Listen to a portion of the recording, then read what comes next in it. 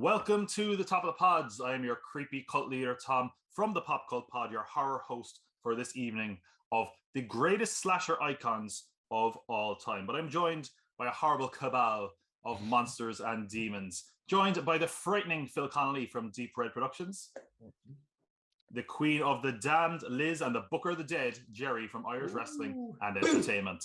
Whoa. Sorry, I'm a bit jumpy, you know.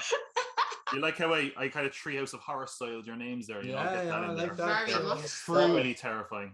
Considering changing by Deepole, I won't lie. Deepole, just for this month. Very good.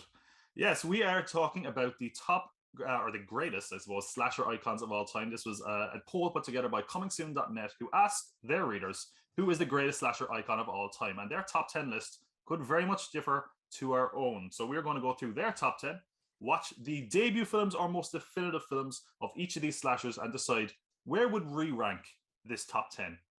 We might come back with some very different results, but it should all be very fun.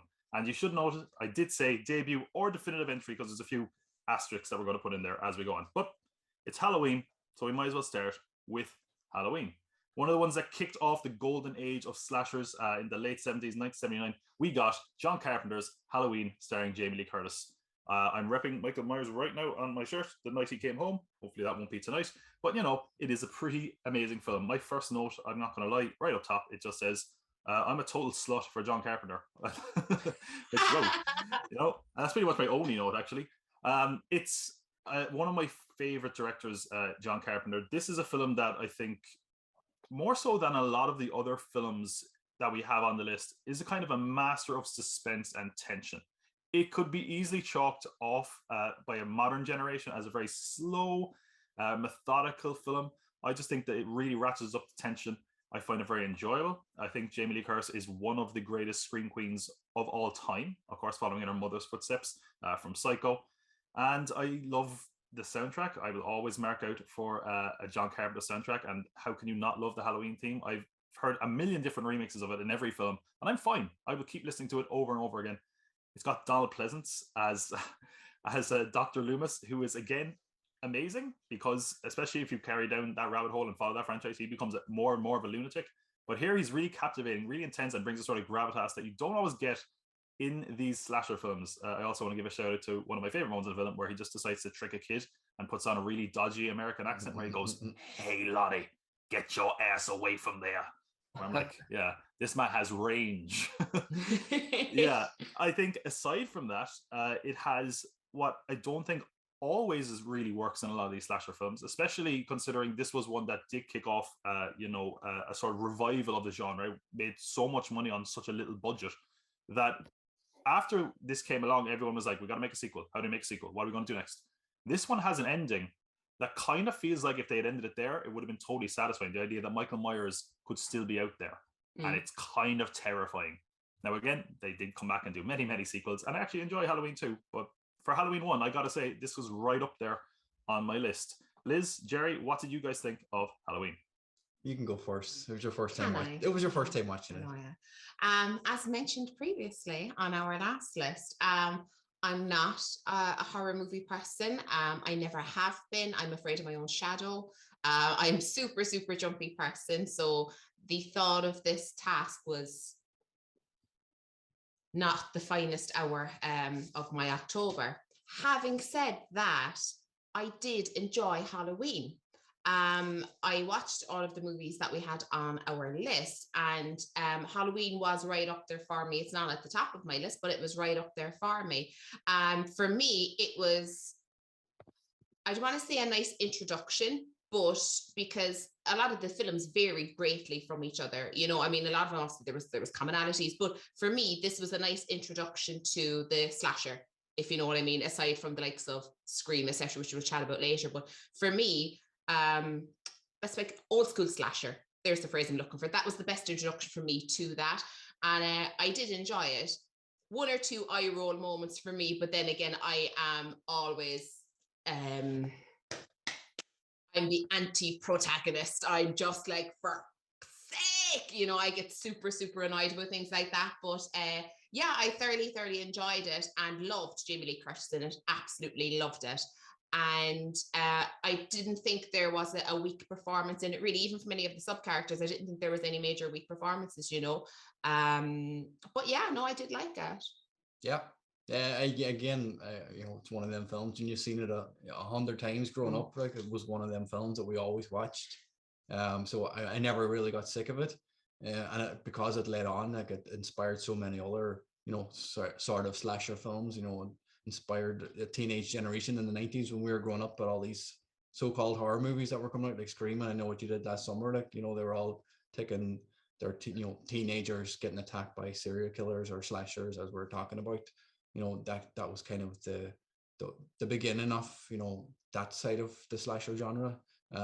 Michael Myers as a character, obviously as iconic as they come, like, you know, he's a unkillable fucking psychopath who could live next door to you and you wouldn't even realize it, you know, outside of the, you know, outside of being up. You know, I am just thinking, I'm like, right, okay. Do I know my neighbors? Do I know my neighbors? Outside of being, you know, unable to kill him, you know, the actual character of himself, you know, he killed his sister when he was younger, and they put him in a fucking mental institution. And as you saw in the film, like, they were all just roaming out in the middle of the fucking street when they pulled up outside the gates, and they were like, you know, this is something may have happened years ago, like, that they were just roaming the gardens of the mental institution for years, and they were escaping. Like, when we were growing up, there's a mental hospital about 15 minutes away over the border in the north, and we were constantly getting, you know, reports that people had escaped, and we had people in our town, you know, who had escaped from mental hospitals.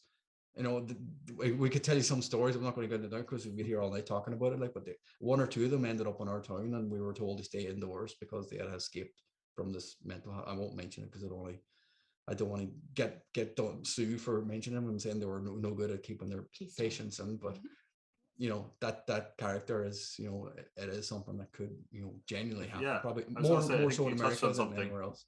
You're touching on something very interesting there, which is, like, compared to a lot of the slashers on this list, there's something sort of upsettingly possible and real about Michael Myers. Yeah. And it's something they almost immediately ruin the more they make movies about him. Like, they're like, oh, well, he goes after this person because it's a relative, or he's being raised by a cult, or all these nonsense things. But the first one, I mean, even his mask is just a William Shatner mask. It just looks like someone's face. Whereas the rest of them, you know, we have burn victims, crazy zombies, people who wear other people's faces on the list. This is pretty much as close to a real slasher that we could possibly see on the street that we might have on the list at all. Yeah, so yeah, definitely something that is a bit upsetting. Phil, what did you think of Halloween? You know what I loved about it? The simplicity of it, and the fact that it would cost like $15,000 or something to make in total as well. I was reading today about Jamie Lee Curtis, that they banked on her because of her mother. They were like, if this doesn't work, we're screwed. We're basically putting an unknown actress into a role. It was pretty cool. But what a lot of people really don't realize is there's not a lot of blood in it. I don't think there's any.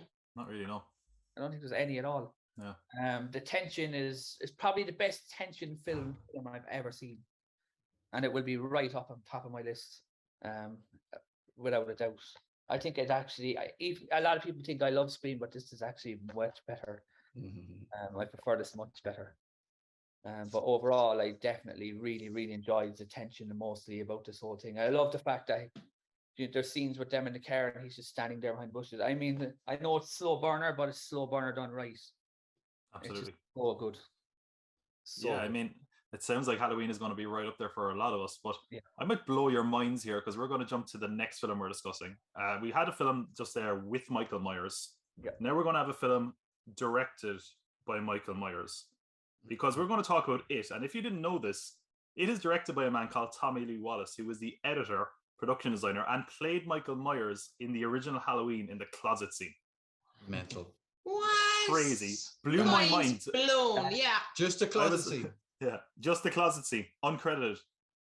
But it's funny because I was watching it for the first time. I'd never actually seen it. I'd seen the recent versions. I hadn't seen the miniseries. But I saw the name Tommy Lee Wallace and I was like, why do I know that name? And all of a sudden I'm like, oh shit, this guy has like, and if you look at it, he's like, his filmography is very impressive, especially it's early John Carpenter, especially. Yeah. And then he went on to make the TV miniseries It, that has a lot of nostalgia for a lot of people when it came out in 1990, and certainly when the films came out again, everyone was like, "Oh, remember Pennywise, remember it." I only saw it for the first time when we were doing this. This is the only film I had not seen. And I think I kind of put it off because I was like, it looks kind of like cheesy. Like, don't worry, I'm wrong. I love Tim Curry. And so I'm like straight away, I think I'm actually on record in another video I did that Tim Curry like gets a film an extra star for me. Here it gets like every star I'm giving to the film, I'm giving to Tim Curry. And I think it's hard for me to kind of go back because I actually do really like the recent films. And it was really hard for me to draw the line and be like, oh, I know what's going to happen. But it was done better in the more recent one, which is tough because I'm going back to a 90s TV miniseries. I did enjoy it overall. I mean, I think, again, he's very charismatic as Pennywise. Like, some of his lines, like, oh, have you Prince Albert in a can? I'm just, like, laughing my ass off at the guy. Which, although I would say the funniest line in this, actually, I had to pause watching it while I was watching this, is the moment where John Ritter grabs Bev. And Bev, I can't even remember what Bev says, but she says something that, she's reciting the poem to him. And he just goes, "Damn it, Bev, is that you in there with a clown?" Yeah. And it's totally straight. And I'm like, wow. That's I heard birds there too. Oh my God. No, it's amazing. I mean, Stephen King, is kind of hit or miss just because he puts out so much stuff. Yeah. I feel like this is one that people latched onto, and it's not one that I've ever personally loved or identified with in general. It's got an interesting cast. I mean, as we said, John Ritter's in it. A young Seth Green is in it. It's got Tia and Tamara's dad. You sister fans out there? Yeah. But it also is just a very strange, like, tonally weird miniseries. And I don't blame the films or the miniseries because that's kind of the book, to my understanding. Like, there's the scene in the Chinese restaurant that I think is hilarious because it's like this funny montage, and it feels like they didn't capture actual memorable moments. It actually looks like if you just film people eating Chinese restaurant food. Like, there's just a guy just sitting down, just going like, not excited about it, but the music is all like do do do do do do. And yeah, I think the other part is, and this is something the films themselves more recently ran into, the ending sucks. It doesn't work for me. Yeah. I did not love it. Okay, you know what? I did not love it, the film. I did not love it referring to the film It. It gets very confusing. So hopefully one of you guys can make it a bit less confusing and tell me your thoughts. We'll start with Phil. What do you think of it? The pacing was all over the place. That's something, because I haven't seen it in probably 20 years at least. I remember being terrified when I was very young, and just watching it back now because I haven't seen it so long, it's weird. Tim Curry is superb, but it just doesn't feel scary at all. There was just something about it that I just couldn't. I don't know what it was. Maybe it's the fact that I know what you were saying is because of the book, or maybe it's the fact that it kept almost like it should have been. If it was two parts, it should have been the kids, and like the way the films have done, it should have been something similar to that. Pacing was all over the place, and it was just hard to kind of get into it, I guess. Tim Curry is probably the highlight of the whole thing, and again, I'll probably put it low. I didn't think it was particularly brilliant rewatching it. I'm in the opposite, so because I grew up with this film, I had it in video for years. I never stopped watching it, and I hadn't watched it in a couple of years, but I rewatching it again just brought me back to my childhood.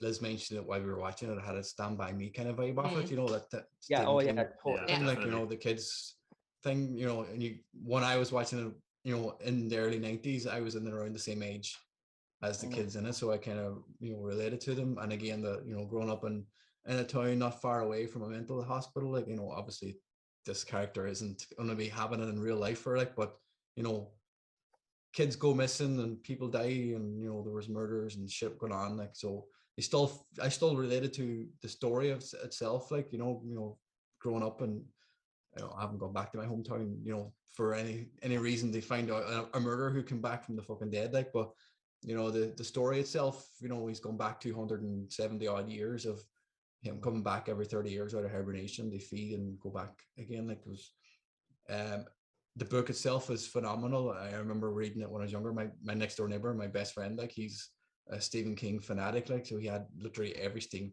King book you could think of, he's had it. So anytime I needed to read a Stephen King book, I always used to go over there and find it. So there are a lot of it as well cut out. There's a lot of stuff in the book. there's a that they lot. There's a lot. Mm. Like they don't really go into the characters, the Pennywise person. You know, Mm. the backstory of him being from another dimension. To be fair, isn't the book like 900 or 1,000 pages of Yeah, Stephen King's cult years? It's long. It took a long time to read it, but like the Yeah. backstory of Pennywise himself, like being from another dimension, like the whole, Mhm. you know, in the film it's a giant spider, like, but it's not really anything because it's from another dimension, so it doesn't have any, you know, it doesn't have any real matter. Like, you know, in the book, his name is Bob. You know, nobody's going to be scared of Bob. Like, so Pennywise came out, you know, but I can't help but not like this film. Oh. Right, let's blow that out the water. I'm just joking. Love you.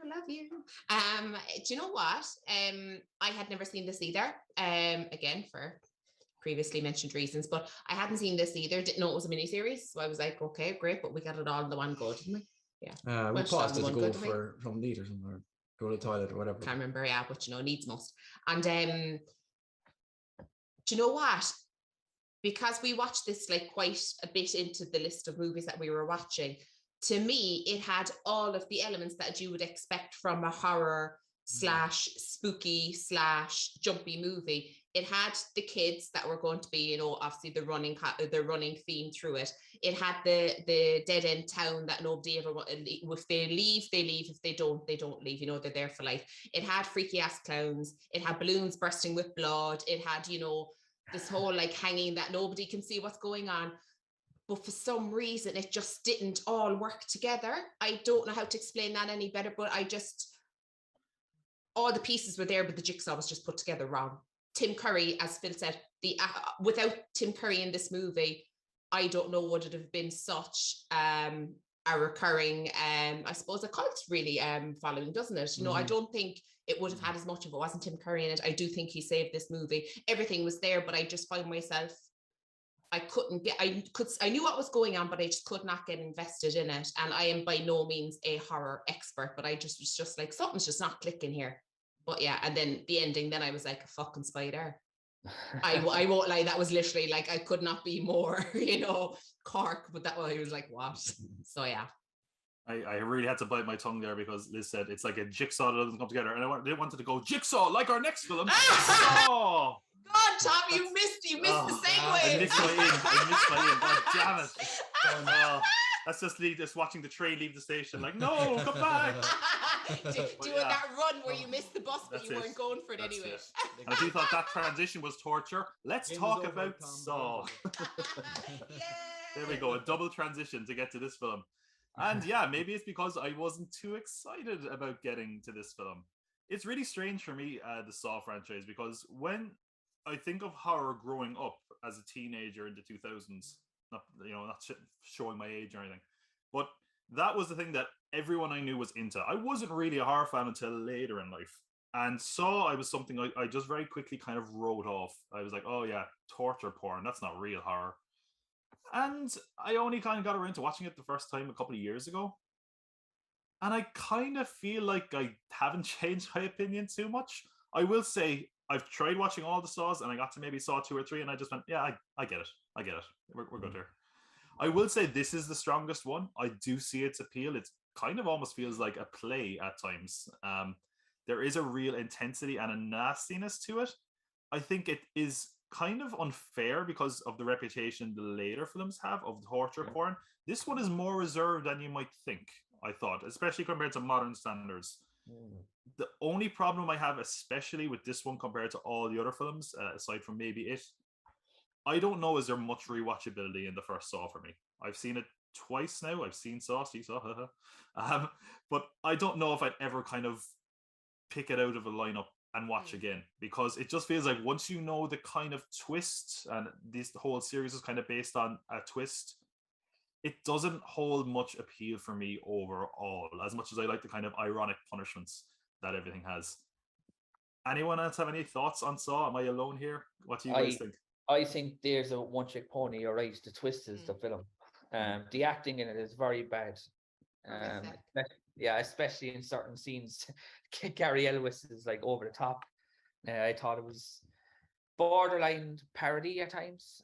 The end of it is really, really good, and it is a good twist. But overall, it's not brilliant, and people seem to think it is because they love the twist so much.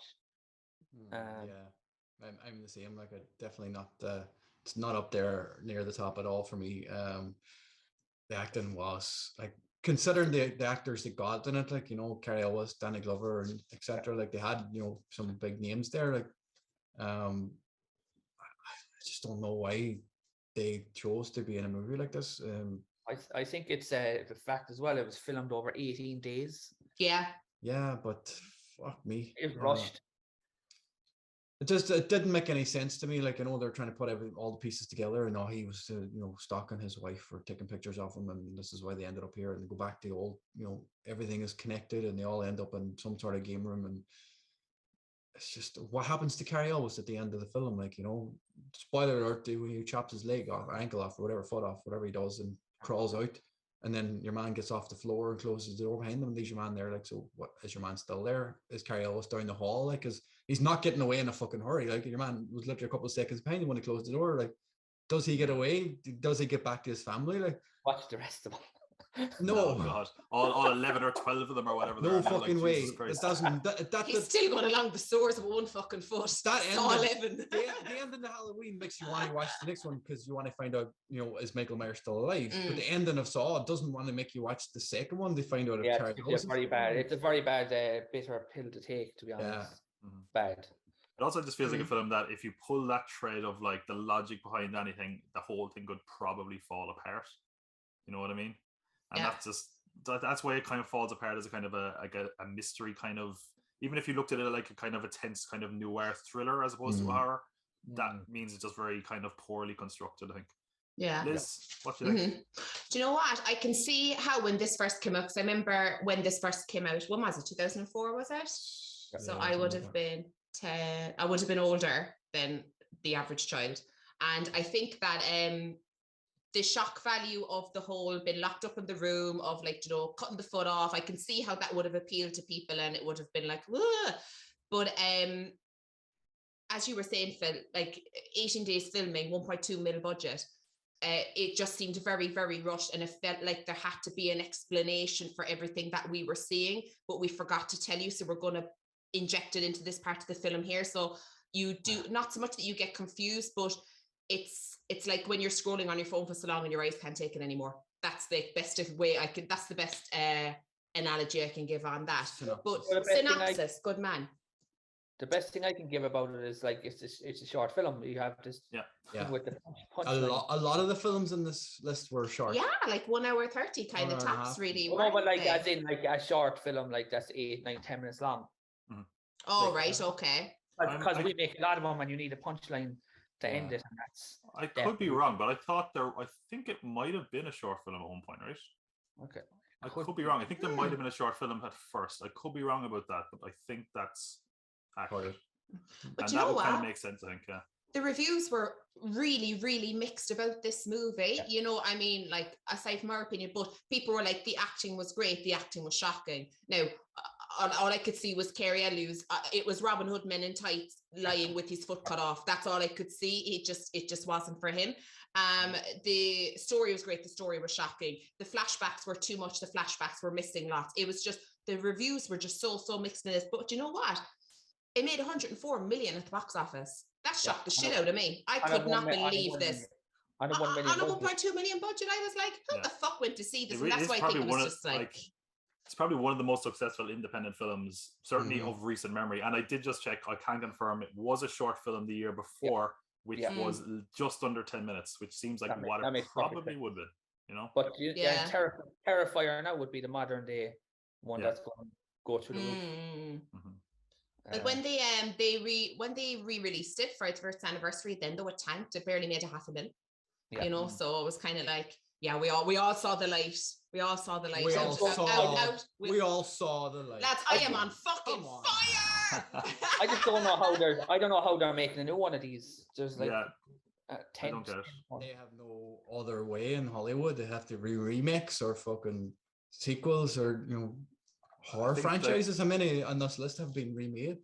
I think the biggest indictment I can give about this film is that this is the one that I didn't rewatch out of all of them. Yeah. No That's news. all I need to say. Yeah, I'm just like, I get it. I get Saw.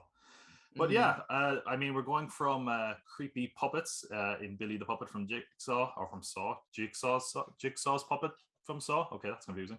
But it's not easy, this job. It's not child's play. Way. Boom, boom, there we are. Oh my God. There we are. These are getting worse. But yes, let's talk about child's play, because I have to be honest, child's play and Chucky are very near and dear to my heart. When I first started making YouTube videos, one of the first big series I did was reviewing all child's play films. So I'm really into child's play, and it is that thing where I saw it for the first time when I was a teenager and was like, this is dumb, I don't get it. And when I returned to it, I kind of had a new appreciation, because it is actually, in my opinion, a pretty effective little slasher film that has a gimmick to it that it doesn't feel like it is a joke. You know, like you look at a film like Leprechaun or any of these other silly slasher films, it doesn't feel like they're just like, ha, it's a toy doll. It feels like, oh, like he's like a fucking murderer and he just happens to be a toy doll. I really think there's some very creative kills. I think I was shocked how good Chucky kind of looks for a film that came out in 1988. Yeah. I mean, it feels like at the start of the film, like they kind of hide him a lot, and I was like, oh man, he must look like shit when they actually show him. But no, he looks great. And I mean, there's a cool voodoo element to it that I really enjoy. It just feels like a very creative slasher film. I also have to say, like, I think it's a really interesting franchise. I know we're not going to go into sequels here. One of the reasons this is a more interesting franchise than a lot of the ones we're mentioning is that it's still in the hands of its creator, who is still making the films. There has been a reboot, but he's working on a TV series. Every film has had his involvement. So I kind of have grown to love the Chucky character, that even going back to the first one, it's very hard for me to separate it from all of them. I think this is a really fun film. Is it, high art? Obviously not, but Brad Dourif is amazing as the voice of Chucky. I love Brad Dourif to begin with. It's just, I just think it's a really fun film. Guys, you fuck with the Chuck. What do we think? Do you know what? I enjoyed Chucky. I thought it was hilarious. I won't lie, and which is really, really weird to say, but as you say, at the start of the film, he's very, very hidden, very restricted view. It's kind of like, this side up only. He's very, very restrictive at how we can see him. And honestly, for the first 15, 20 minutes of the movie, I wanted to see him move. That's all I wanted to. And it kept me so invested. I want to see, how are they going to do this? How are they going to make him move without making it look hilariously shite? And they didn't, because even like when he drops off the couch and rolls under, I even thought it was, and the change to the evil face, I was completely invested in this movie. I thought it was great. I didn't know what to expect. I totally forgot to mention that scene. One of my favorite scenes in any of the films, the battery scene, where you're like, because there's kind of, even though they show moments where Chucky is like alive, you're kind of like, are the people going crazy? Is he legit? I don't know what's going on here. Is the film fucking with me? And then all of a sudden he comes alive, and you're like, okay, well that could just be the doll being the doll. Yeah. And then all of a sudden he's like, chalk, god damn it, and she's about to be thrown in the fire, and he just starts throwing every curse word in the book at this poor woman. Amazing. Oh my god. Fantastic. I was watching something about it, like, and when the batteries fall out, there's somebody talking about it saying originally they wanted to call the film Batteries Not Included. Yeah. That's another. I think obviously that was because there already. is a movie out there. They changed it to Child's Play. Like eventually they changed it. There was going to be a few other names to it. Like, but and it's also actually that scene where she's about to throw him in the fireplace is a great bit of foreshadowing, because he does end up in the fireplace later on in the movie. Yeah. And this is one thing that annoyed me when I rewatched it. Something I hadn't noticed before. There's a scene where he's inside the fireplace trying to get out of the fire guy, talking at Andy. And if you look really closely, you can see a guy's hand coming up through the fireplace, just pushing him against the fireplace. Oh no! And I was like, no, he's not alive. He's a real boy. Oh, it's real to me. I think again, this is one of them films. Like, I'm showing my age, like, but I grew up with that film as a child. Like we used to watch horror films as kids. Our parents didn't stop us from watching horror films. They went out on a Friday night, and I was the youngest of four. So my brother, my sister, my two brothers, my oldest brother was a real goth, and we're all into heavy metal music, and horror movies was just part of life. Like, we just sat down and watched horror movies on Friday night. So this is one of them films. We rented a videotape. If anybody knows what a videotape is out there listening or watching, a VHS, and from the videotape store, we rented it, brought it home with a bag of popcorn, and sat down and watched it. So, it's one of them films I'm always going to love. Chucky's such an iconic character. It's really, really good. Was it banned for a while? Or is that the was. second Yeah. It one? was. Yeah, definitely Child's Play 3 was banned in the UK because there was a lot of links to some of the murders in the UK, and they said that the big scare there was that one of the I can't remember the name of the murders. I wouldn't say their name anyway, but it was like young murderers, and they had a copy of Child's Play 3 apparently. And it was I banned. think there was something, but even at that, the cadets training in the third one, like, you know, in America, the cadets are, you know, kids, like they're young teenagers, but, you know, they're not adults in the cadetship, like, so there was a murder rampage on some army base or something, and it caused uproar because of it could even be why, because after the third film it goes a bit of a more comedic direction, so maybe that was one of the reasons behind it. Which actually I love the comedy films, but we won't get into those. Well, he showed up in NXT fucking last week. Oh my god, yeah. There you go. Like, how can you not love Chucky? He's still going just as is. It's amazing. Like, so charismatic as well. This is also filled with tension. There's a scene where she looks under the chair and then convinced he was going to jump out. Yeah. Unreal. It would be higher up on my list for sure. Yeah. And the scene in the car actually with the detective when he's driving and starts stabbing through the back of the chair, and he goes underneath, you know, almost catches him in the balls with the knife. And it wasn't gimmicky. Yeah. Doll threats. Do you know what I mean? It wasn't like, you know, fucking using stupid doll toys and just making it to be a little bit borderline ridiculous. Chucky was setting shit on fire by lighting up gas. You know what I mean? Chucky was like launching Maggie out the fucking window. Maggie was originally going to be electrocuted in a bathtub. Do you know what I mean? It was just like, it was proper, like, you know, yes, I would be afraid if I saw this doll. Aside from all those porcelain freaky ass dolls that people collect, I would not want to see one of them in my house on my own. For Maggie? From Greece to that?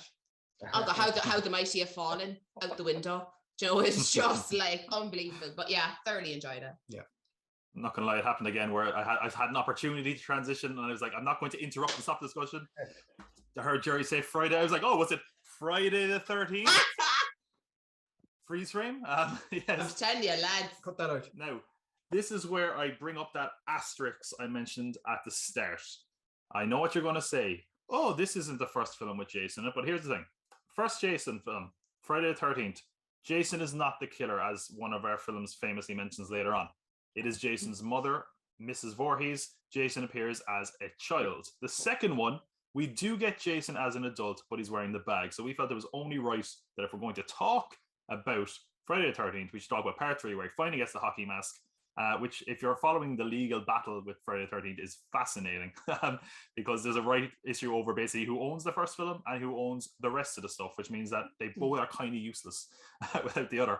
But that aside, let's talk about part 3, or Friday the 13th part 3 in 3D. And boy, would you know it, watching this one, there's yo-yos coming right at the screen, and something like I just love this era of 3D in horror films, where like nowadays it's like, it's not a gimmick, it's giving depth. Look at the amazing things we do. Whereas this, they're just like, hey, look at you, watch your popcorn over there, or they're bringing out a pole out of nowhere, poking it out. Oh, but I'll be honest, I like the Friday the 13th films, but of all the slasher icons out there, Jason and Friday the 13th for me is the one that I'm just like, yeah, it's exactly what you think it is. It's all the shitty, horrible kills, the mindless, uninteresting characters. Like, when you look at something like a Halloween, you have, you know, Laurie Strode. If you look at any of the other characters, you have a captivating killer or captivating characters. They don't really have that in the Friday the 13th series. There is a character later on, not Tommy Doyle. That's another one. Tommy something. His name is Tommy Jarvis. Okay, I think. That comes in later. But again, it's just a series where they just do cheap nonsense kills of teenagers that aren't very interesting. I would say there is some fun creative kills in this one. There's the harpoon especially is one that jumps out. I believe, if I remember correctly, this is also one of the rare instances where they actually stick continuity in these films. Jason gets an axe to the head, and there's a big chip in his hockey mask for I think pretty much the rest of the series. All the rest of them, like, it's one of the worst franchises for a couple of reasons. But basically, every film, if you watch these back to back, the first 5 minutes they recap the last film or undo it, and they all end the same way, with someone like smashing through the water, smashing through the glass, and dragging someone out, and then it's like, gets pretty boring. It only gets fun when it gets weird, and for me, this is one that's kind of right down the middle line. And then thankfully the next one is the final one, until, you know, the next final one. Fine. What do we think of Friday the 13th? Am I being a bit of a downer here? What do we think? I actually really liked it. I don't know why. I just thought it was fun. I'm a sucker for like music and tension, and the whole last half an hour was mental. What music? Okay, I will say this is one of the ones where there is an amazing soundtrack. This is the one where it's got like a funky like bam bam Yeah. The only time there's ever good music in it. But yeah, I agree. It's kind of a fun one, all right. Yeah, More the last listening. half an hour is mental. Mhm. The practical effects are great in this. They really need to go back to it in the newer horror movies. But I actually really like this. For some weird reason, I didn't. Do you know what? I didn't see it in at least probably years. I can't remember. But like I haven't seen it so long that I came across as fun. I don't know why. I just liked it. Maybe I was just in the mood. Yeah. This is the only one on the list I don't think I've ever seen. I've seen the first one. I've definitely seen the second one. I've seen a few other ones and Freddy versus Jason and stuff, but I don't remember it. But I've seen a lot of movies that are based on, Camp Crystal Lake kind of areas where it's like, serial killers. Even watch American Horror Story, where like one of the seasons was based on Camp Crystal Lake. We called it something else, but it was based around these kind of places in America. There are camps where people are all around the place, but I couldn't get into it. I thought it was going to be a lot better. I thought the story might have been more of a teenagers getting chased by a serial killer again. Like it might have been a bit more like Halloween or Scream or something. But it's just I just couldn't get into it. Like they were just too stupid. Like it's not a big area. Like the house and the barn are literally a couple of steps from each other, and the outhouse is the stair. Like how nobody heard anything going on. Like the three bikers who came to siphon the fucking diesel out of their camper van and do what? Burn the barn down. Why did it take them 3 tanks of diesel to burn a barn down and then not actually do it? They could have fucking burnt the house down with 1 tank. It didn't make any sense for them to even be in it. They're just we'll just kill them off first. They up his kill count. But yeah, it didn't work for me. Yeah, same, to be honest with you. And for the same reason that instead of being, I was just like, my eyes rolled into the back of my head for exactly the same reasons. I was like, y'all deaf. I just was like, what in the name?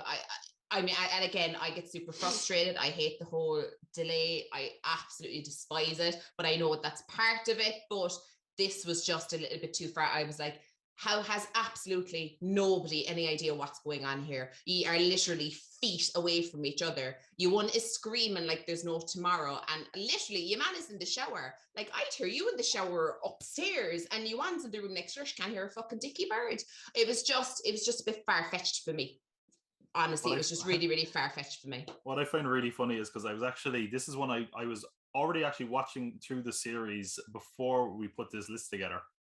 And funnily enough, this is one of the ones where the characters are actually more developed, if you can believe it. But yeah, they're pretty much all the Friday the 13th films are just cannon fodder for Jason. And I think there's a kind of fun, guilty pleasure element to that. That's kind of what I get out of the Friday the 13th films. But yeah, it's not one that sounds like we're kind of all over the map on this one. Yeah. But it is going to be interesting.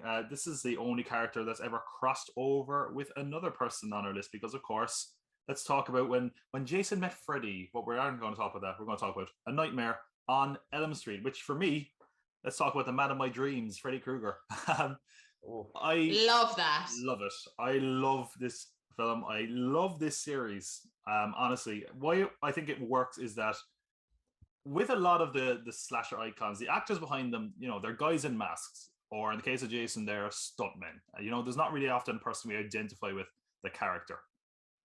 Robert Englund is like a proper good actor. You know what I mean? So to get him as Freddy is like such a coup, and I love the creativity in this film compared to a lot of the rest of them. It feels like because it's Dream World, you can just do whatever it is you want, and it leads to some really satisfying and fun kills. I think there's some really creepy visuals in this film, more than a lot of the other ones. Like there's a few goofy ones, well, like when Freddy's like going up and he's got like the 20-foot long arms, you're like, okay, that's a bit goofy. But then like he'll chop off his fingers and you're like, oh. Or then the amazing scene when she's in class and she looks out and someone just stands up out of the body bag and looks at her, and I'm like, that's so simple, but it's fucking amazing. So effective. It's just a really fun film compared to the rest of them. It's kind of scary at times, but not overly so. It's one of those ones that I think is just a really fun Halloween film. It's a fantastic series in general. It's one of the most consistent ones there is going, in my opinion. And yeah, I think Freddy is a much more charismatic and interesting character than a lot of slashers. I like the creativity. I think there's a good look and style to the film.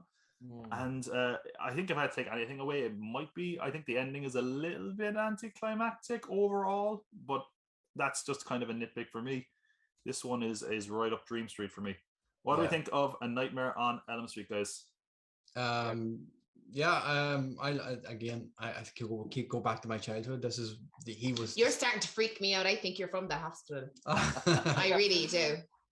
Was I born there? That's not funny though. Well, Freddy Krueger is my icon for horror film slashers. He's the best out of them all. He stands out for me for the most. Growing up with that fucking nursery rhyme. We've been singing it all week. We had that before we even seen the film. When that film came out, that one, the teenagers or the young adolescents who went to see it back then when we were kids were singing it to us when we were kids, and we were scared shitless. We had no idea what it was. They were just, Freddy's coming for you. I was like, who the fuck is Freddy and why is he coming for us? Like, and the whole everything, the whole fucking 8 verses of it, whatever it is, there is all together. Like, but interestingly enough, that fucking nursery rhyme was written by the boyfriend of Heather Langenkamp. Oh, wow. She was going out with a boy at the time, and he wrote the nursery rhyme, and he was credited for it, but he obviously wasn't in the film. Like, so he just made it up on the spot one day, I think. But Freddy is Freddy. Like, what can you say? I haven't got a bad word to say about this movie. Everything is great in it, and I love the fact that when whereas he was coming up with the film, like, he was going back to old horror stuff, like, and he I'll read it out because it's a long-winded explanation. I have a whole book on this upstairs. Yeah. I don't know if it's the same story I've heard.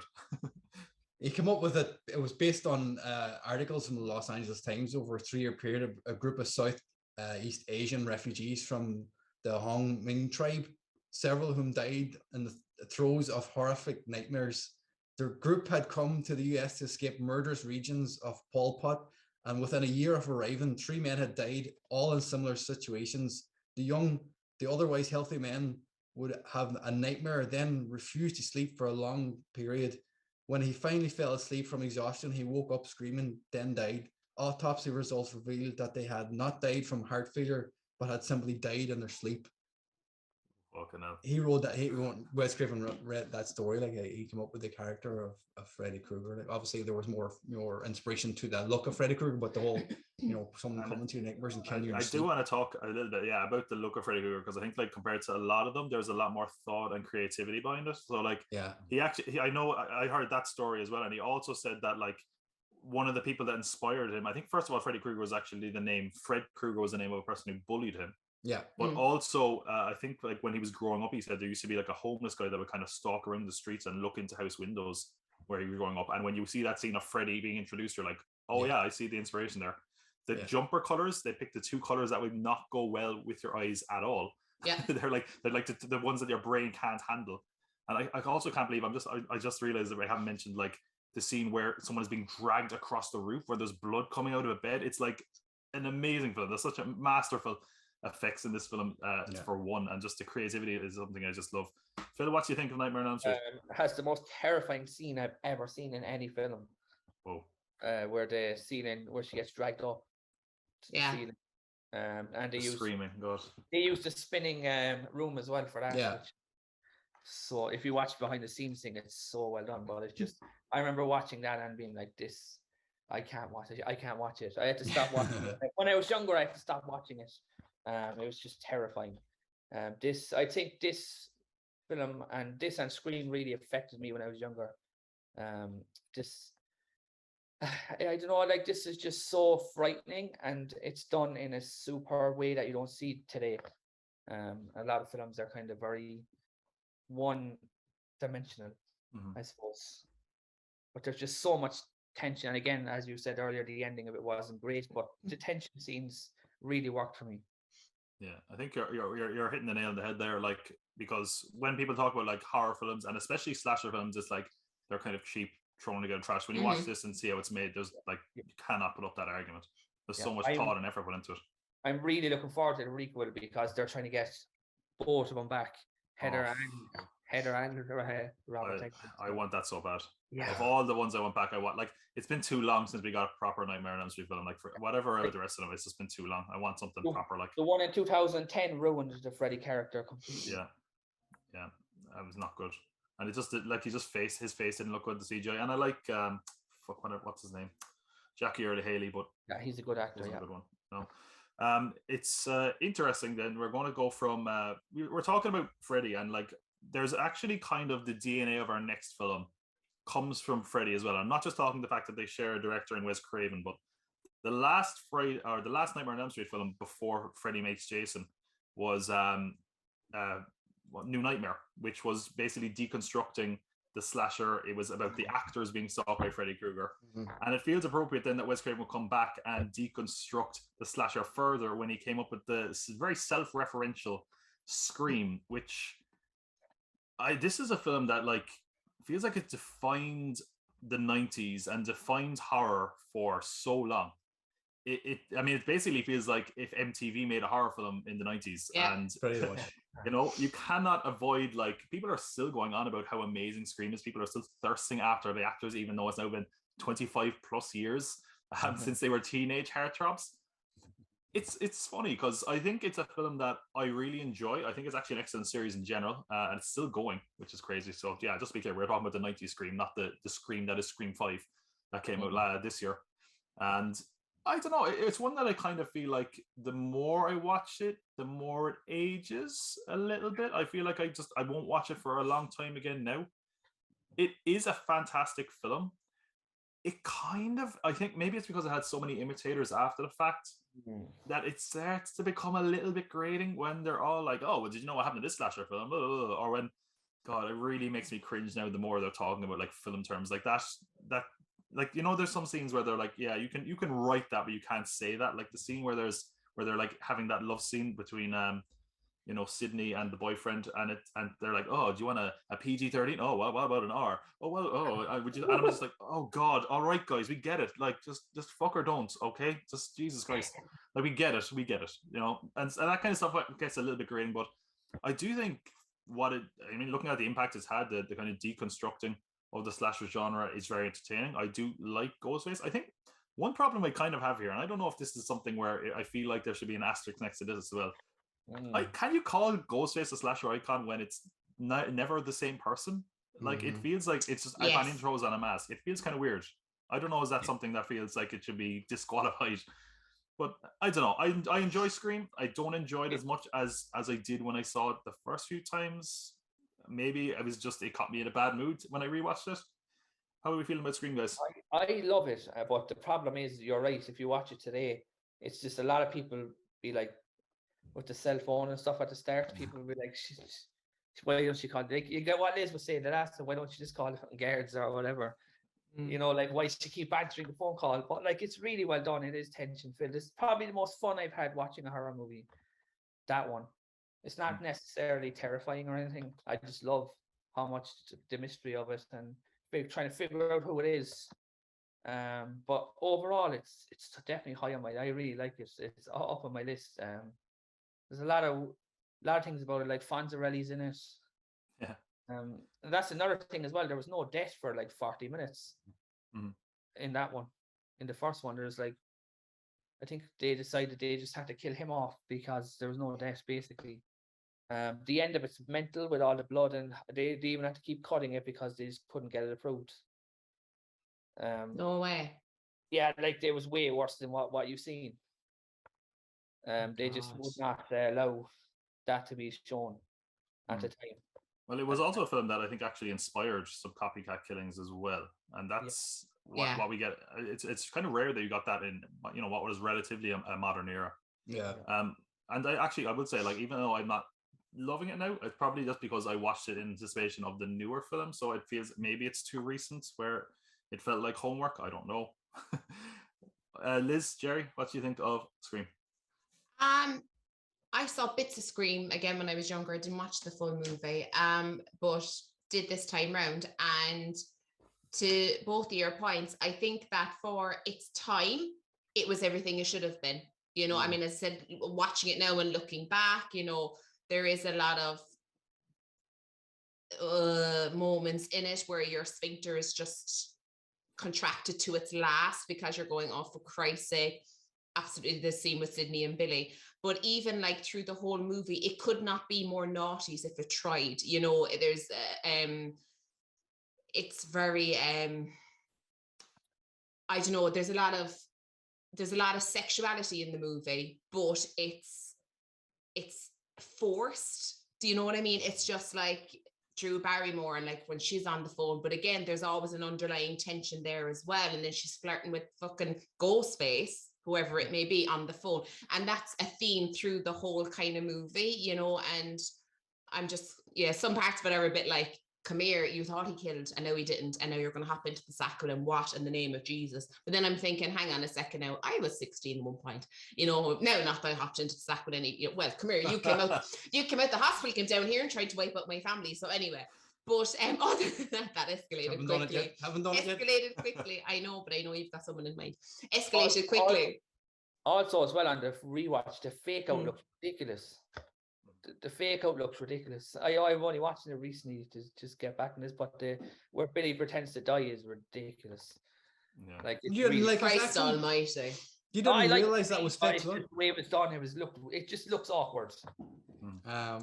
Yeah, like it's just one of them like films from the 90s. Like it's a film from the 90s, basically, like whether it's a horror or an action film or a comedy, like there's a theme in films from that era in the 90s that all have some sort of similarity, like, and you know, it's been like Scary Movie fucked up Scream for me. Like I can't watch Scream without watching this was actually Ghostface getting high.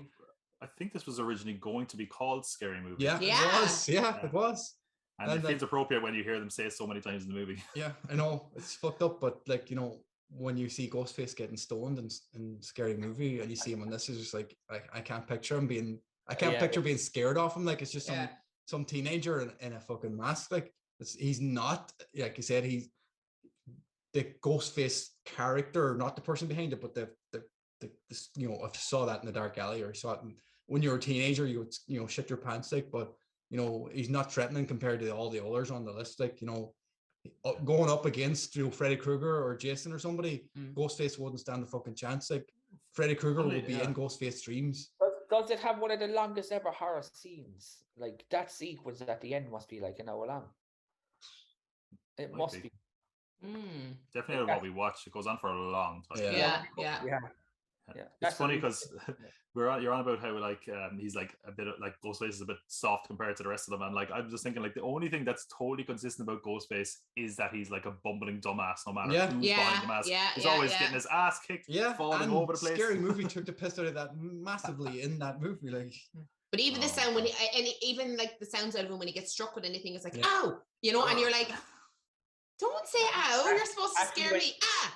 Because you said that, you know, the sequence where he's chasing Sid up the stairs. You can hear Stu talking. Oh, really? Yeah, he says easy or something like that. Oh my god! Yeah.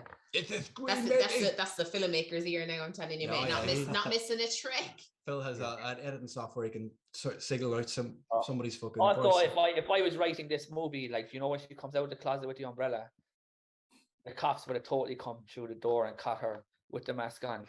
Oh, I love that, Phil. Yeah, 1,000,000%. They'll probably do that now. They'll probably do that now in the new one because I said that. When's that? They've announced that's coming out, isn't it? I think it's out next March, maybe. Yeah. Although the rumor going around is that Neve Campbell, Sidney Prescott is not going to be in it. Although some people are saying that's a bit of smoke and mirrors, but who knows?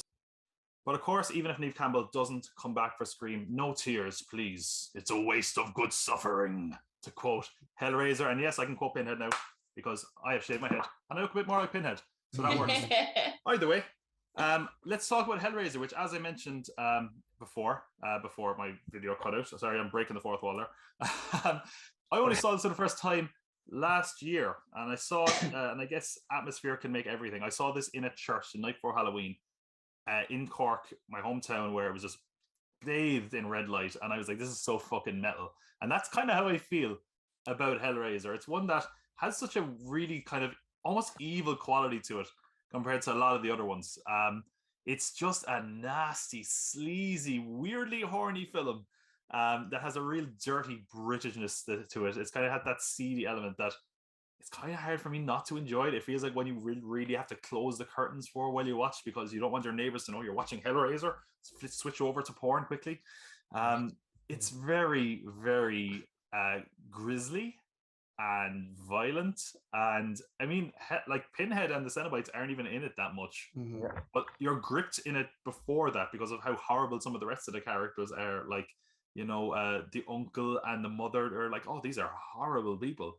Let me just see where this is going to go, though. You kind of get really hooked into it, you know, and I suppose being hooked into it, just like Pinhead does to his victims. But yeah, I quite dig Hellraiser, I have to say, even though it's a more recent one compared to the rest of the ones, as far as me having seen them. How do we feel about Hellraiser, guys? You know what? Again, as you said, like Pinhead's not in it enough. I was shocked because again, I've never seen it before I watched it. It's off the wall towards the end of it. It gets absolutely mental. The practical effects are amazing in this. I think again, a lot of films could learn both the practical effects and how it's done, and just this film is a perfect example of how you do kind of monsters right. It was a bit gory. I didn't mind. Overall, though, I thought the whole thing with the skin kind of coming on as the mother was killing, and he was kind of getting more and more normal. That was really cool. The effects were really, really good. I definitely didn't love it, but I'd definitely be in the middle somewhere. I didn't mind Hellraiser. Was it my favorite? No, and only because good points about it definitely was there was a low-key sadistic vibe through the whole movie, which was like, just, you know, that will hold your attention for anything because you're like, what in the name of Jesus is going on here? Because it just jumps into it so quick, you know. So all of a sudden she's slaying people to get skin for this fella she had before, who turns out to be her brother-in-law, which I did not gam on until you once said Uncle Frank. I was like, it's her uncle, and I was like, oh my god, and then I was like, this is great. But I had no idea. I didn't. So I love that whole idea. I love that it's all based around the house. All the shitty stuff happens in the house on that floor. Love that. That it wasn't just scattered everywhere. We weren't running from A to B. It was upstairs or downstairs and closing doors. That's all we were doing. Love that aspect of it. This is going to sound super weird, but I just felt I needed a little bit more backstory when it came to, because I was shocked when I found out it was Uncle Frank. I had no idea. Maybe I missed something, but that shocked me. I would have liked to know a little bit more why she was sleeping with the brother-in-law, I just felt a little bit, I needed more. Do you know, that kind of way? Maybe that's because of this day and age, because I've watched it now. If I watched it then, that wouldn't have mattered a bob to me, but because everything is so accessible now, I had 20 questions, you know, and I would have loved it. It sounds terrible, but I would have loved it if like herself and Frank won in the end. I would have loved to see Frank with everything returned, all the skin back and everything, and they went off into the sunset and made the daughter. I would have loved that. I won't lie. Yeah. I enjoyed it. It's one of them films. Again, I keep going back to my childhood. Like, the character of Pinhead is such an, you know, he's got such an iconic look. He appears in trailers before movies. You know, you're growing up, you would have seen this character and like wondering who the fuck it was. Like, and when you get to see it, you're like kind of disappointed that he's only in yes, that's very little of the film. But even though he's on the front cover, you've got behind your head there. He's on the front cover of the video or the DVD. Like, he was the main protagonist of the selling point of the film, and he, you know, literally only kills your man Frank at the end. Well, they all kill him really. Like, and in the book, Clive Barker had said that, you know, he wasn't supposed to be the main Cenobite at all. It was just his look was so iconic that they had to, and the actor himself ended up becoming credited as an assistant makeup artist because he got so expert at putting the the makeup and the mask on every day. It took him fucking hours to put it back on and take it off again without damaging it, like, which was kind of cool, like. But overall the movie was pretty cool. Like, it's got that, it's based, even though it's supposed to be based in America, a lot of the accents were dubbed over with American accents. Yeah. It was shot and filmed in the UK, like, so you can tell it's kind of got a, EastEnders, Kearney Street vibe about the love story triangle that's going on inside it. Like, if they made an adult version, I hadn't seen that episode of Corey. Pinhead full of pints in the Rovers. Well, I'd watch every week if that happened. Amazing. I will ask, did any of you guys recognize the father, Larry? I do. We referenced it in our last episode. I think I brought it up, that this is the same guy who is the psycho killer, Zodiac guy in Dirty Harry. Yeah. And as I said then, and I think I actually said it, he looks a bit like Vince McMahon in this, in my opinion, but still. Yeah. But yeah, that's Hellraiser. I mean, again, it's a dirty film, but I think if there's any two serial killers I'd like to see get together, just because I think they'd probably get on pretty well, because, they like tearing up a bit of skin. It's Hellraiser, it's Pinhead, and our next film, which is the Texas Chainsaw Massacre, where we meet Leatherface and the rest of his twisted family. This is another one where I saw it the first time, and I don't think I fully appreciated it. And every time I've watched it since, it's kind of gone up in my estimation. It is the earliest film in our list here. It was kind of a very definitive slasher film in that it molded a lot of people to go forth to the slasher. It wasn't the massive success that Halloween was. Halloween definitely kicked off that golden age, although Texas Chainsaw Massacre was, one of the most successful independent films ever made. It just has a real impending sense of doom and horror. Even when you're watching the credits and you're just listening to the news stories and it's all doom and gloom, people being beheaded, people being lost, fires and oil and all this stuff. And it just kind of has that sense of like, oh God, I feel it in the pit of my stomach watching this film. There's a real sense of horror and terror to it. The characters, don't massively care for them. I guess Sally is probably the one we care about because she is kind of our main character aside from Leatherface, I guess. And you really do care about her. I mean, I don't care about Franklin. Fuck Franklin, the most annoying character. But it's a very dirty kind of voyeuristic film. It was marketed as this has really happened, and when you watch it, it is presented in a very kind of realistic, almost documentary kind of style compared to the other ones. As I said, very voyeuristic, because some of those shots that Toby Hooper puts together, you're like, you don't have to be so quite close to the young girl's arse there, Toby. You can pull it back a bit. It's a little bit creepy. But it's also a film that's surprisingly not gratuitous in a lot of ways. Like, when you hear Texas Chainsaw Massacre, its reputation sort of precedes it. It's not as violent or as grisly as you might expect. It was banned in a lot of places during the video nasty era. Apparently it was because of actually the word chainsaw as opposed to anything else. And that sense of grimness and horror. I think there's a quote from the man, I think his name was James Furman. He was the head of the BBFC during the video nasty era. And he basically said he couldn't make any cuts to the film that would allow it to pass because it's not because of the violence. It's because it just adds to that sense of terror, and you couldn't cut anything away to take that away, no matter how hard you try. And I think that really sums up the film. It's rightfully so a very, very influential film. I mean, you can't not even that scene where, and I think it really comes together in the end when, we have that dinner table scene, which is so distressing and upsetting. I mean, they've written whole studies about this scene and how it's more upsetting to the human brain to hear a woman screaming out like that than a man. And that was apparently something that they've written whole papers on based on this scene. Very upsetting. And to get that final moment where Sally does escape, and that shot of Leatherface just really almost feeling not giving a fuck, just swinging the chainsaw with this madly against the sunset, is iconic. I absolutely love it. Again, not the one I'd kind of throw on to cheer myself up, but one that I think is fantastic and really horrible in a lot of ways, and I think that's what makes it great. How do we feel about the Texas Chainsaw Massacre? It's the most rawest film I've seen on the list, I think.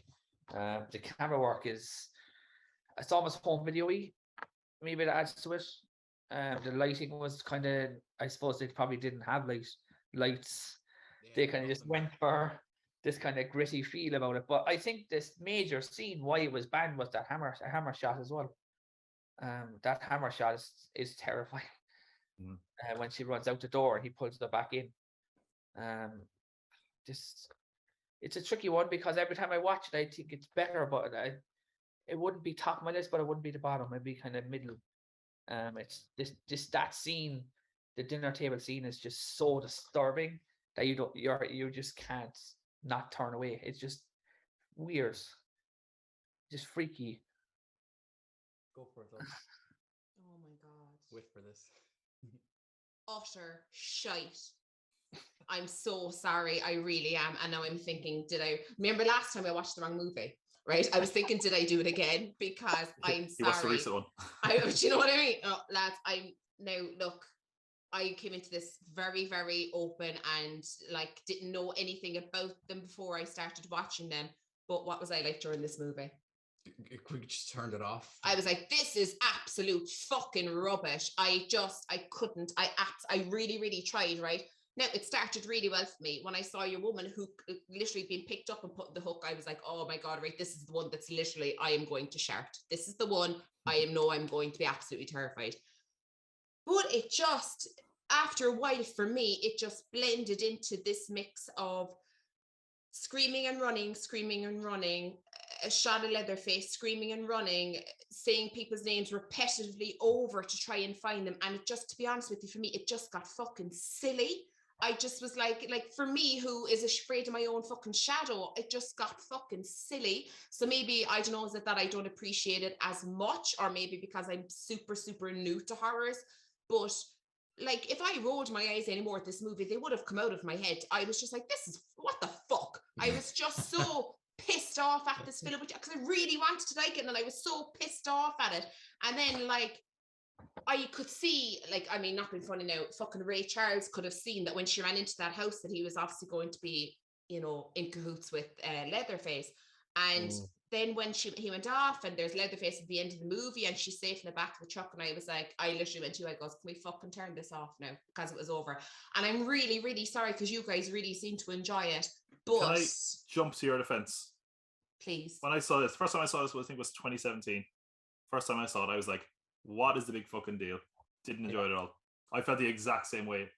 And it's only in subsequent rewatches where I've kind of come around to it and actually enjoyed it. Really? So, okay. Yeah, no, genuinely, I remember seeing it the first time, and people were like, oh, you saw Texas Chainsaw Massacre? I think, and I was like, yeah, it was good.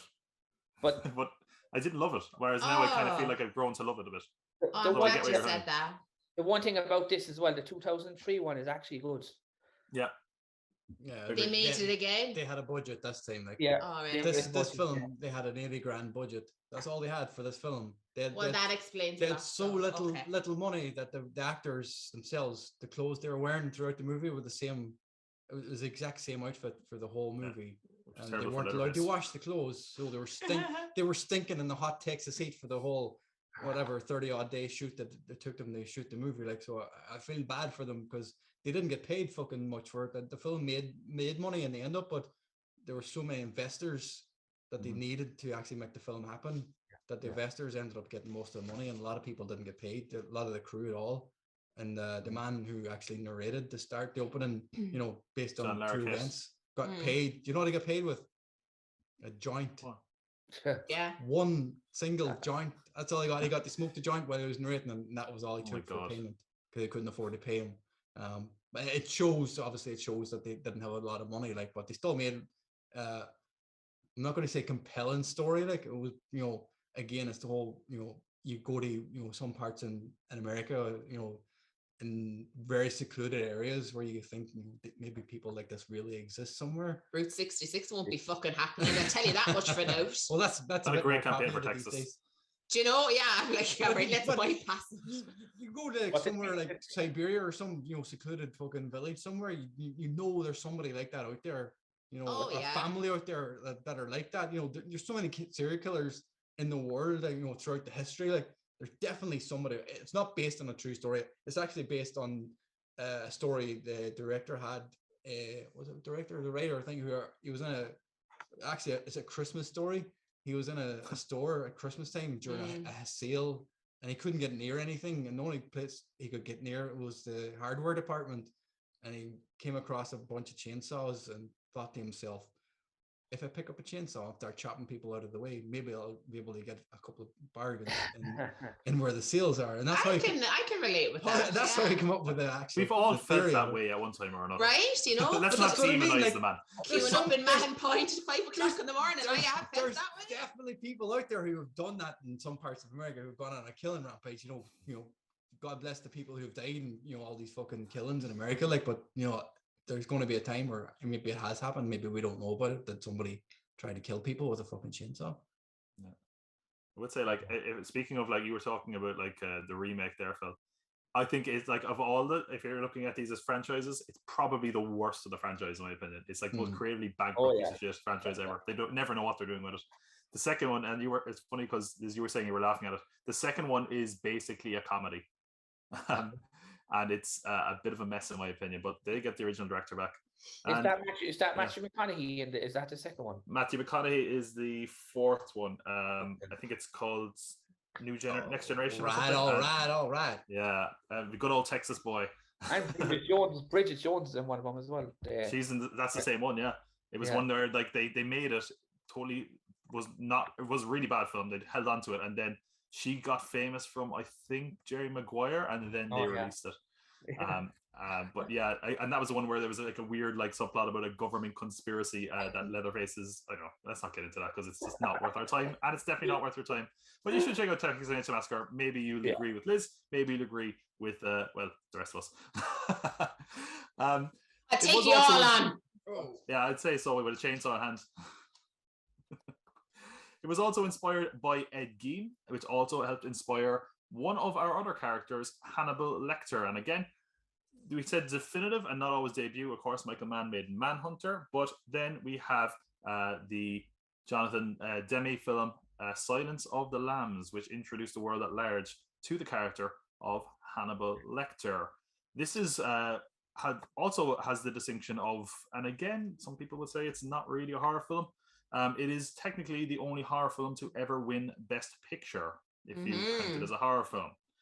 It is a very interesting film, and I think it was something that, and I don't know, maybe this is wrong, maybe this is my own opinion. I think it's a film that was probably scarier when it was released because of the fact that we weren't as aware of, you know, forensics and what went into, I suppose, these crime solving things and the idea of the human mind. Whereas I think people are a bit more aware of that now, certainly with all the crime procedurals on TV, I think. So I think it's kind of lost a bit of its bite overall, but I think it's undeniable like that it's a fantastic kind of thriller. Again, I don't know if I consider it a horror film. There's horrifying elements to it. I don't know is it all that scary, but I think it's an amazing film. Anthony Hopkins, I mean, what can you say about him as Hannibal Lecter? Just so creepy, but also like you kind of respect him. He just feels like so in control of things where you're like, oh, I feel like I'd actually have a conversation with him compared to some of the other slashers because he feels, and he'd always be fucking with you, like, but like I might give it a go. You know, he might invite me for some fava beans and a nice Chianti, you know, something like that. But I don't know. I like the character of Clarice Starling. I think Jodie Foster is great, even though it definitely feels like she has a kind of a somewhat turned up, laughable accent where she's like, I don't know where you do, you know, where I'm like, okay, turn it down a little bit, Jodie. But it's very captivating as a thriller. I think Hannibal Lecter as a character is very interesting. You know, even like when he's like brought out and they're like, "Where is he?" and he gives all the details and he goes, "Love your suit." He's just a really kind of a cool character. Even though I don't want to, you know, he's a cannibal as well. That's, you know, which again, Hannibal the cannibal, very very unfortunate line of work he decided to go into with a name like Hannibal, but very interesting character all the same. Silence of the Lambs. What do we think of Silence of the Lambs? We'll start with you, Phil. Do you know what, the acting again is probably the best acted film of all of them. Yeah, it was just so well done, and again, you're just fascinated by himself. And the thing is, like, Anthony Hopkins is on screen less than 15 minutes, isn't he? The whole thing. And he won as well. I think he won. Did he win the Oscar? Yeah, he did. He did, yeah. I think I could be wrong. I think it might be the least amount of time someone won or was nominated for Best Supporting Actor. Maybe at the time. I could be wrong about that. I thought there was some statistic like that. I think there's one with Monty Clift in the 60s. Okay. I think he's on screen 3 minutes or something like that, or 4 minutes. There was one. Wasn't there one on the list we did for the 71 list? I think. Maybe that's what I'm thinking of. Maybe that is the one.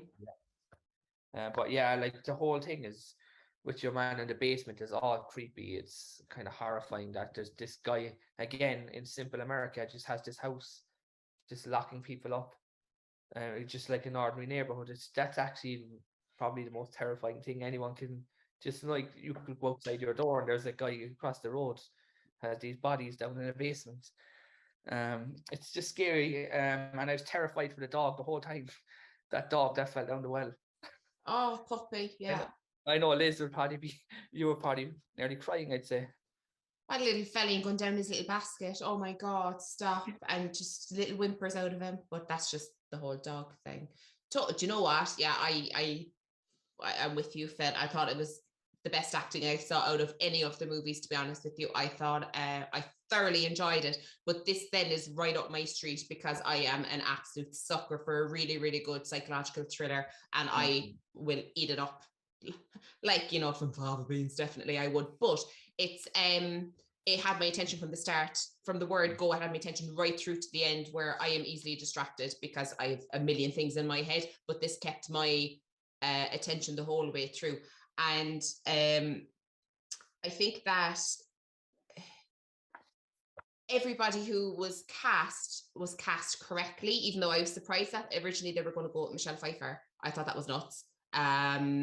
Because what hadn't they seen her in something? What did they see her in before to that?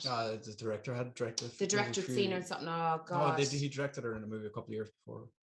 Marriage to the Mob, was it? Something like that. Yeah. Something along those lines. I think she'd been, and they had Meg Ryan going for it as well. But you can't really see anyone else besides Jodie Foster in that role, to be honest. But and I think as well, it was probably a nod to some of the others that we've mentioned.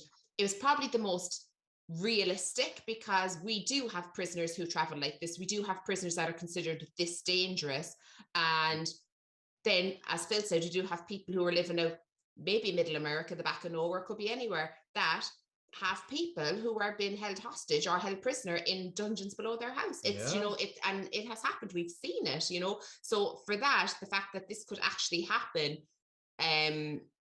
really made me think. So I thoroughly enjoyed this, loved every minute of it. Yeah, same here. Like, it's one of the best, not just horror or thrillers, one of the best movies of all time, really. Like, considering, you know, a couple of years previous they had an attempt at the character Hannibal Lecter in the original book. They had Red Dragon. Who was it? Brian Cox and Will Peterson from CSI like had tried to make it a few years earlier and it bombed. And your man who actually owned the rights to the producer who owned the rights to the Hannibal character let them go for nothing. For free. And then they ended up becoming, you know, Silence of the Lambs. But the movie overall that are still fucked up as well. Yeah.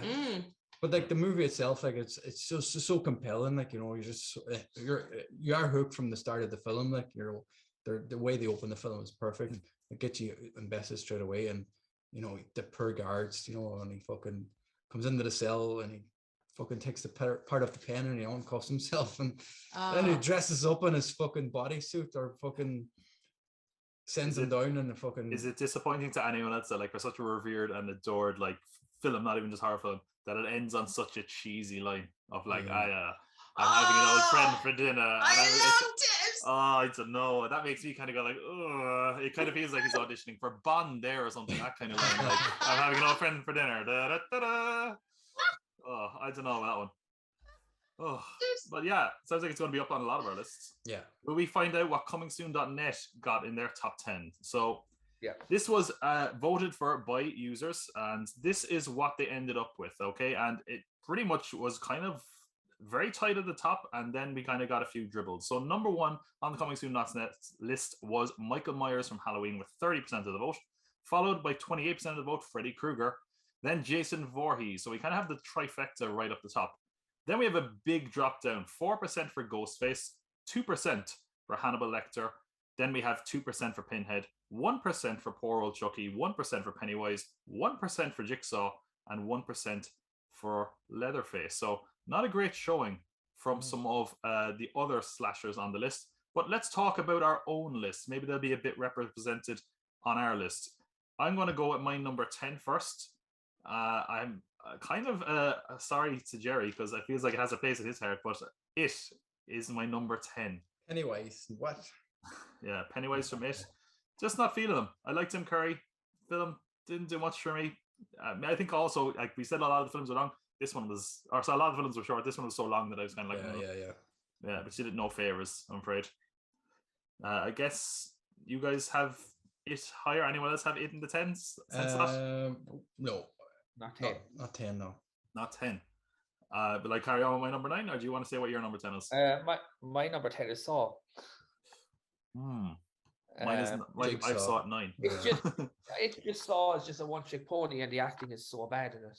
Yeah, same. Jigsaw and Saw the movie was number 10 for me. I had Texas Chainsaw Massacre for number 10. No great surprises there, but I may watch it again and we may revisit this in 12 months' time. But no, absolutely, it was Texas for me. Yeah, my number 9 is Saw as well. So I'm, seems like we have a bit in common with Saw being down the bottom of the pile for a lot of us. Going on to my number 8, I have Friday the 13th Part 3. Again, just one that I think is totally fine, serviceable, entertaining. I feel like it's just, totally interchangeable with a lot of the other Friday the 13ths. Overall, it's fine. It's actually one of the better ones in the series, but it's not something that I ever feel is amazing enough to justify a higher place on my list. Yeah. How do we get on with our 9s and our 8s, guys? That's number 9 for me anyway. Friday the 13th Part 3. It's just terrible. Number 9 for me is the Chainsaw Massacre. My number 9 was Saw. For reasons mentioned as well. Just okay. What about our 8s? How do we get on the number 8? 8 for me. 8. Yeah, 8. What's yours? Number 8? 8 as well. My number 8 was Ghostface. Ooh, Phil be having words with you. My number 8 was Friday the 13th. Okay. All right. Same as myself. I'll be honest, my number, I feel like a lot of the ones after this can be kind of interchangeable. Yeah. My 7 to 4, I think I've actually probably swapped a few around as we were doing this video. My number 7 is Hellraiser. Again, I like Tommy, you copying me. Really, I feel like we copied a few notes there. Hellraiser was like, it was good. I enjoyed it, but is it an amazing film? No, I mean, I don't know. Is this an indictment? Maybe this has colored my opinion a bit. I remember they gave this away free with a newspaper once, and I'm like, how great is it then? How do we get on with number 7, guys? Friday the 13th for me. Yeah, I had Texas Chainsaw Massacre. And I had Hellraiser for my number 7. So Liz, I'll just call out the rest of our list. If you could, thanks a million, Tom. Well, number 6, again, one that I feel like I probably would have been higher, except I just feel like I'd seen it too recently, maybe. Scream was my number 6, which I think might be a bit of a controversial one. Where do we get number 6 from the rest of us? 666, guys. What do we get?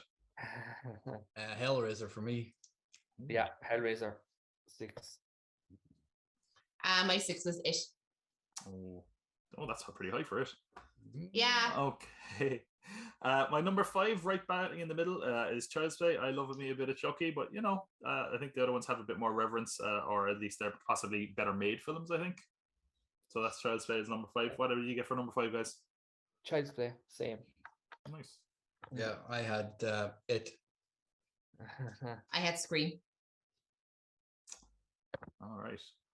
Coming into my number 4, I feel like I'm the outlier here. Texas Chainsaw Massacre was my number 4. I feel like I'm kind of giving it more props because of how influential it was than how much I enjoyed it. Like, I definitely enjoyed Child's Play and Scream more than Texas Chainsaw. But yeah, I have it at number 4. I guess I just have a bit of respect for it as opposed to a fondness for it. Maybe that's the wrong way of scoring this. But how do we get on with number 4? Child's Play for me. Child's Play for me as well. Oh, really? Silence of the Lambs for me. Oh. All right. Silence of the lamps. No, you didn't. Silence of the lamps. That lamp, yeah. That lamp is humming again. I love lamp. I noticed that we haven't mentioned 2 films so far, so I reckon they're both going to be pretty high up in our top 3s. My number 3 was Silence of the Lambs. What did we get in our number 3 spot? Silence of the Lambs. Silence of the Lambs for me, yeah. Scream for me. Scream for you, and I had Nightmare on Elm Street. Okay. My number 2, and I've battled back and forth with this. My number 2 is going to be Halloween. Same here. It's Halloween as well for me. Yeah, me too. And I'm Nightmare. So I think that leaves just for me. Number one film for me was A Nightmare on Elm Street. I think we have a few people with the same choice. Same Z's. What was yours, Phil? Halloween. Halloween. Okay, Yeah. mine was Silence of the Lambs because I just enjoyed every second of it. Definitely seems like a top three that we're all pretty consistent with. Yeah. Oh. Was Freddy your number one? Yeah. Oh yeah. All day. All night. Even in your nightmares? Oh, I dream about Freddy all the time. Not that way. But maybe that way. Not in the Pinhead way. So like, dreaming about while Liz is putting things together, as we do a lot of wrestling stuff, we thought we might ask a few questions about who would you have in your 5-on-5 Survivor Series match. Oh, you have 2 teams of 5. Damn, that is very tough. Okay, so I can pick 5 for one team, or they're going to face off against each other. 5 against 5. You have to pick 5 of the characters to be in one team and 5 of the characters to be in another team against each other. Okay, who's winning? Okay, whatever. This comes down to basically whoever has Jason. Jason is like unstoppable. He keeps coming back. Jason is going to be a big difference maker. So we have Jason on one side. Team captain Jason, okay. We're going to have Team Freddy and Team Jason. Okay. Then we're going to have Michael Myers on Team Jason. And I want him to face off with Leatherface. A bit of a weird matchup. I just feel like they'd have I think, Michael Myers, I'd like to see how he gets on against the chainsaw. I just think that'd be fun. Then we get a bit strange. I think you put Hannibal Lecter. I kind of want to see go against Jigsaw, like the old man, because I feel like they're both sort of intellectual. I feel like there might be a battle of wits. I feel like there'd be a good kind of standoff there where they just keep one-upping each other. Might be a very good technical wrestling match. Outsmart each other, yeah. I definitely want Pennywise versus Chucky. Yeah. Just because those are 2 kind of child icons. There's always a comedy spot in a fucking Survivor Series match. Exactly. We can get a doink run in there with Chucky and Pennywise not showing which side he's going to be on. Okay, so that leaves Pinhead and Ghostface. Yeah, you know what? That can be a squash. Yeah, Pinhead is going to totally fucking murder Ghostface. But that I'd be totally down with that match. I'm kind of annoyed now that maybe we could go to like WWE 2K. We could get someone to simulate that. Maybe that'd be pretty good. The horror series. What are they doing? Oh, the war games. Oh yeah, sorry. War games. I think pretty much the same way you said it. Like because it's just trying to even it out. Yeah, it's very hard. Like to just pinpoint. Okay, so. One last thing, you've got your match. That's your 5-on-5. Somebody is going to turn on their team. Who is going to turn? Who's the one you don't trust out of all Hannibal of them? I was going to say Hannibal as well. Yeah, it feels like he would just have he has an end goal in mind, and he doesn't care who he screws over. Is he the big shoe off this list? Is he just going to turn halfway through the match and take a bite out of his opponent or his tag team? He could always do what they did. We could do what they did in WCW and just feck off, and he was team there. Was Leatherface a cannibal? But were they eating people? They were. In the sequels, they definitely say it anyway. Yeah, but there's the chef is the dad. I don't think they call him the chef in this one, but it's like the chef, the hitcher. Yeah. And then Leatherface, I guess. Yeah. But yeah, they're pretty much eating people, and that's what was something I was wondering. Like when your man's like in the first one where he's like, "Oh, we should great barbecue." I'm like, "Oh my god, are they feeding like fucking all these random Texans like someone's rib?" Are the results in, love? The results are in. Are you ready? Oh my god! So here is. Oh my god! Here is our list according to us. In at number 10, we have, of course, the one and only underground bathroom. Don't take the plug out of the tub because the key is attached to its saw. Number 9, won't be traveling there anytime soon. Texas Chainsaw Massacre. Number 8, it was not high on our list. It was at number 8, was it? Number 7 was Friday the 13th, which actually was quite an easy calculation. We all kind of had it like floating around near to the middle. Number 6, higher than I thought it would go, just because I was like, what's going on here? But it was really, really good, was Hellraiser. So Pinhead stuck a pin in number 6. Number 5 was Scream. You know, RD right? headphone users. The new serial killer Liz. I know, yeah. No, the neighbors think you're getting attacked. Yeah, but well, they know where to look you when you're escaping. Then from there, number 5 and number 4. Hi, my name's Chucky. I want to be your friend. Would be Child's Play. Number 3. Oh, disappointed in this, but number 3, in comes Hannibal Lecter with Silence of the Lambs. Stop saying lamb. Number 2. It is happening very, very soon. It is on Monday. It is, of course, Halloween. And number 1, top of our list. 1, 2, not for Freddy. It's only number 1. It is Nightmare on Elm Street. Top of the pods for this week. What do you make of our list, guys? That's an awesome list, man. Yeah. Right? That is a good list. There's not much I can disagree with. It's pretty close to what I have, at least certainly towards the top. I mean, like, it feels like the big thing to come away with here is like, this is like a strong showing, actually. Like, and it's surprising when you think like slasher films. A lot of these films are actually pretty damn good, especially the top 3 that we have there. So yeah, can't argue with that list at all. Yeah. Excellent. Yeah, happy with that as well. Excellent. Definitely. Who's closing? Well, Tom, do you want to wrap it up? And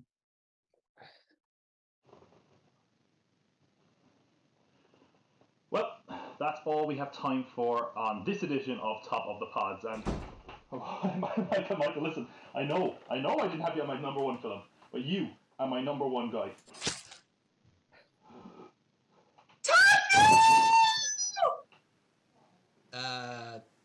Shaggle!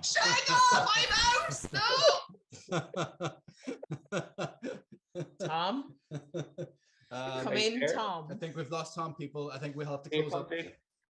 On that note, like, comment, subscribe. Join us next month. I will be counting down a sort of Christmas list. We won't tell you exactly what it is yet. You'll have to join us at the end of November, maybe after the toy show, to find out what we'll be doing. But from myself, from Queen Lizzie, from Phil Conley, and well, R.I.P. If Tom makes it to the next show, we'll let you know. But we'll talk to you soon. Bye for now.